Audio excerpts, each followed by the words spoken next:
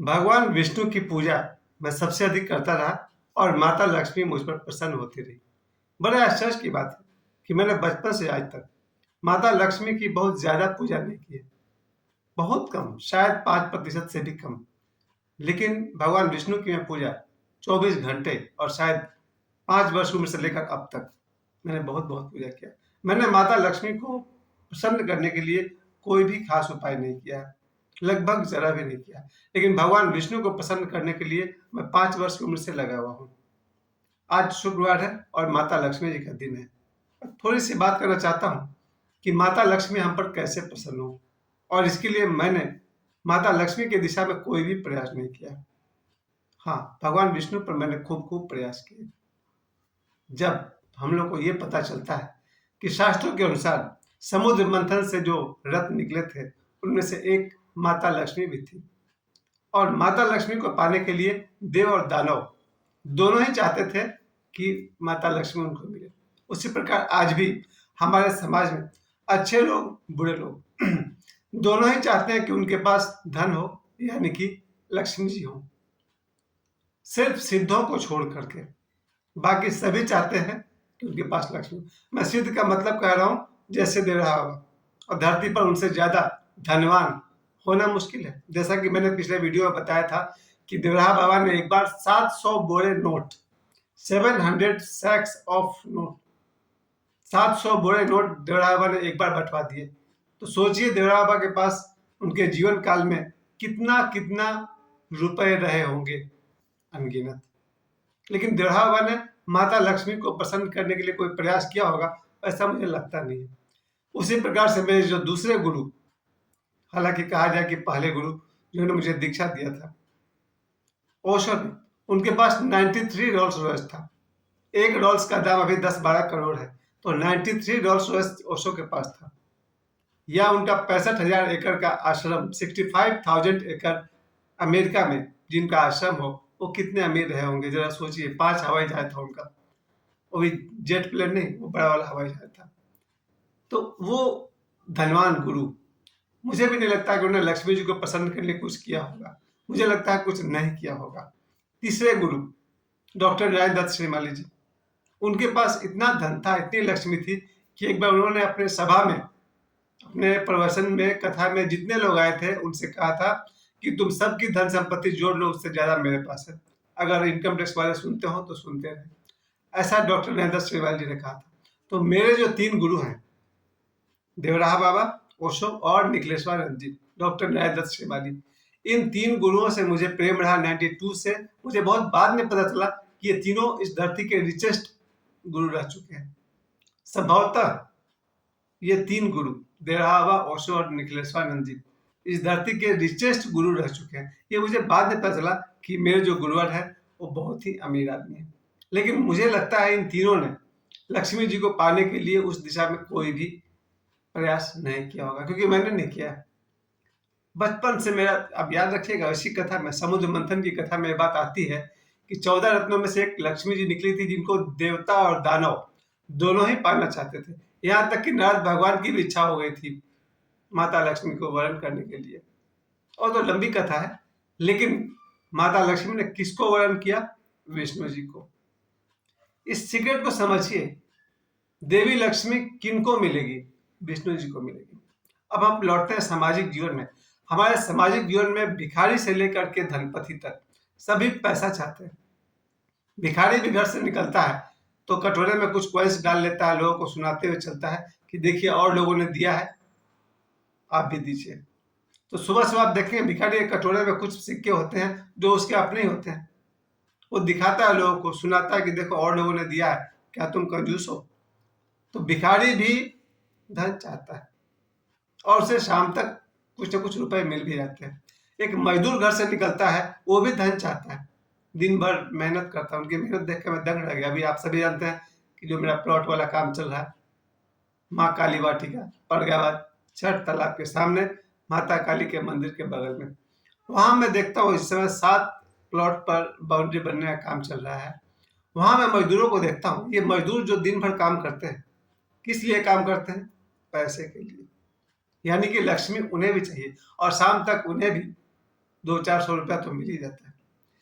तो भिखारी भी लक्ष्मी ही चाह रहा, मजदूर भी लक्ष्मी चाह रहा, और हम सब, यहाँ तक कि मैं भी, और बड़े बड़े लोग, यानी कि भिखारी से लेकर के सम्राट तक, सबको क्या चाहिए? लक्ष्मी।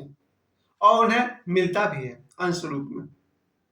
लेकिन याद रखिए, लक्ष्मी अगर किसी को वर्ण करेगी तो भगवान विष्णु को करेगी, और हर कोई नारायण बने उसका तो किसी को पता ही नहीं है, क्योंकि ये जो रहस्यमयी बात है गीता में कम और श्रीमद् भागवत महापुराण में ज्यादा है। श्रीमद् भागवत पुराण के अनुसार गीता भी वो वचन आता है कि सभी जीवों का आत्मा मैं ही हूँ। भगवान श्री कृष्ण कहते हैं सभी जीवों का आत्मा मैं हूँ, यानी कि विष्णु ही हमारे आत्मा है। और जैसा कि मैंने पिछले वीडियो में कहा था, फिर सुख दुख कौन भोगता है? हमारा मन और हमारा शरीर, ये दोनों एसोसिएटेड है, बहुत ज्यादा जुड़े हुए हैं। आत्मा ही भगवान विष्णु है। तो जो व्यक्ति जितना ही अपने आत्मा के समीप है वही लक्ष्मीवान है, और जो आत्मा ही हो गया वो तो साक्षात विष्णु है।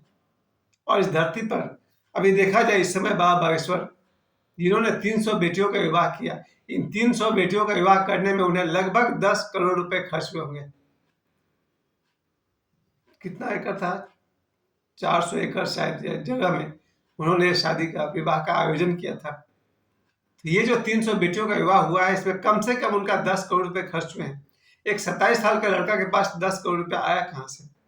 और उसने लक्ष्मी को प्रसन्न करने के लिए कुछ किया होगा, मुझे नहीं लगता। हाँ, उन्होंने विष्णु भगवान को प्रसन्न करने के लिए जरूर कुछ किया है। हम सब भी लक्ष्मीवान तो बनना चाहते हैं, और लक्ष्मी जी का एक डायमेंशन लोगों को पता है, पैसा। पर मैंने पिछले वीडियो में आपको बताया सिर्फ पैसा ही लक्ष्मी नहीं है। लक्ष्मी के 8 रूप माने गए हैं, मैं तो कभी पूरा बताना ही भूल जाता हूँ। भूमि है, भवन है, आपके जो वाहन है, गाड़ी है, पुत्री है, पुत्र है, रुपया है, सोना चांदी है, ये सब लक्ष्मी जी के रूप है। इतने रूपों में लक्ष्मी है, जिसके जीवन में सिर्फ धन ही धन हो, जरूरी नहीं है कि उसको पूरी तरह की लक्ष्मी मिल गई है। क्योंकि अधिकांश लोगों को मैं देखता हूँ पैसा तो है, और शाम होते होते दारू चढ़ा लेते हैं और पूरी रात उनकी कलह में बीत जाती है। गरीब मजदूर से लेकर के अमीरों तक को मैं जानता हूँ। अधिकांश लोग जो गरीब भी हैं, मीडियम भी हैं, अमीर भी हैं, शाम होते ही दारू पी लेते हैं, फिर बीवी बच्चों से लड़ते लड़ते उनकी रात गुजर जाती है। आप उन्हें क्या कहेंगे? लक्ष्मीवान कहेंगे? नहीं साहब, लक्ष्मी जी बहुत विराट रूप है उनका। धन तो उनका एक अंश है, और उस अंश का एक छोटा सा अंश लोगों को मिलता है। धरती पर जितना रुपया है उसका कितना हिस्सा भारत के पास है, और भारत में जितना रुपया उसका कितना हिस्सा एक आदमी के पास है। चलिए ठीक है, उसकी बात छोड़िए। मैं तो यही कहूंगा, शुक्रवार के दिन आज लक्ष्मी जी का दिन है, छोटी छोटी बातों पर ध्यान रख के चला जाए। मुझे याद है मुझसे लक्ष्मी जी कब नाराज हो गई थी, तब जब अपने बचपन के दिनों से लेकर के